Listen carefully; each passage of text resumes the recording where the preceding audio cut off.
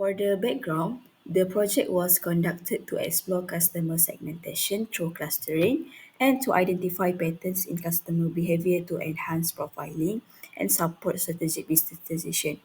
And our dataset chosen for this project is modelcustomer.csv from Kaggle. For algorithm selection and complementary, the algorithms were chosen for their complementary strength and proven effectiveness.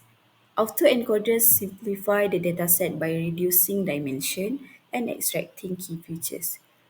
Gradient boosting improves accuracy by focusing on complex patterns and correcting errors, while k-mean clustering helps uncover hidden structures by grouping similar data points, making it a practical choice for this analysis. Next, we go to discussion of the results where we get a lot of results based on our code. First of all, we will apply EDA in our coding. The first one we will display and provides a summary of the data set and also to remove all the missing values and duplicate data.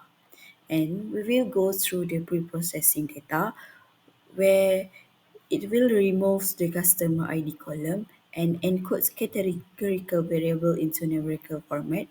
By example, gender might be converted into a binary column. And after that, we will go through the standardization where we will ensure all features contribute equally to the clustering and prevent bias. And we will apply the standardization transformation to the dataset. This is the output after we applied EDA, where the first one, it will summarize all the datasets and remove all the columns that have non-null count.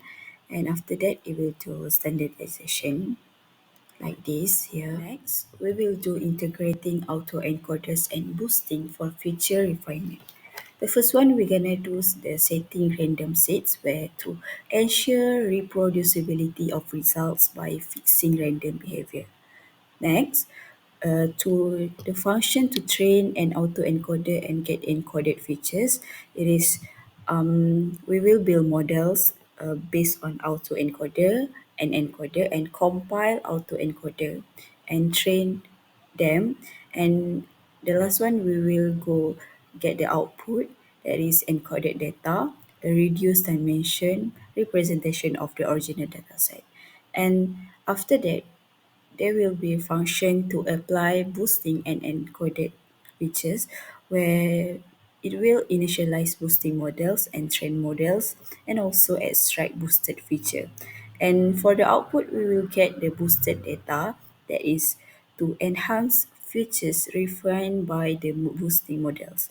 So for the purpose of autoencoder to reduce dimensionality and capture key pattern in the data, and the purpose of boosting is to refine these encoded features by focusing on complex pattern and improving separability.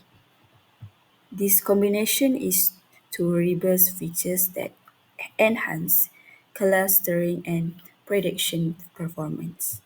I will explain on the code snippet where we apply k-means clustering on the raw data, encoded feature, and also boosted feature. First, we applied k-means clustering to the scale raw data. We set the number of clusters to 4 and initialize the k-means algorithm with a fixed random state for reproducibility. Once the model was trained, we assign cluster labels to each data point and calculate the silhouette score to evaluate the clustering quality. The silhouette score measures how well separated the clusters are, where higher value means that we get a better clustering. Next, we train an autoencoder, which is a neural network. After training, we extracted the encoded feature from the autoencoder, and this feature are a reduced dimension version of the original data. We then applied k-means clustering on the encoded feature. Again, we set the number of clusters to 4 and calculate the silhouette score. And by comparing this score with the raw data score, you could assess how much the autoencoder improved the clustering performance. And to further enhance the quality of the feature, we applied a boosting technique to the encoded data. And boosting will adjust the feature based on the cluster labels from the previous step, emphasizing the most relevant patterns. And finally, we applied k-means clustering on the boosted feature. The cluster labels and silhouette score were computed again, allowing us to see the impact of boosting on the clustering quality. And as expected, we observed a significant improvement in the silhouette score. Okay, next we'll be doing the hyperparameter tuning with grid search for gradient boosting. So this code focuses on improving clustering model by using a technique called gradient boosting and finding its optimal settings through grid search. So first we import the necessary libraries such as the grid search CV and also the gradient boosting classifier. And then we apply boosting with grid search function, which the function takes the encoded data, which the data transform by an autoencoder before, and also the labels, which is the cluster assignment as input. It applies gradient boosting to improve the data representation and returns the enhanced boosted data. And then we then define hyperparameter grid, where a dictionary parent grid is created to specify the range of value for each hyperparameter that grid search will explore. The n estimators, which is the number of boosting stages, which is the trees to be built, the learning rate, which controls the contribution of each tree to be final prediction, and also the max depth limits the depth of each individual tree. We then initialize and perform grid search, where a gradient boosting classifier, which is the base model, is created, and then the grid search CV is initialized with the base model, hyperparameter grid scoring metric accuracy, cross validation faults, which is 3, and the verbosity level. We will then start the process of training and evaluating the model with different hyperparameter combination with the grid search.fit. Then we will get the best model and apply boosting, where after the grid search dot best estimator provides the model with the best performance, and we will print the best hyperparameter, and the apply method of the best model is used to obtain the boosted data.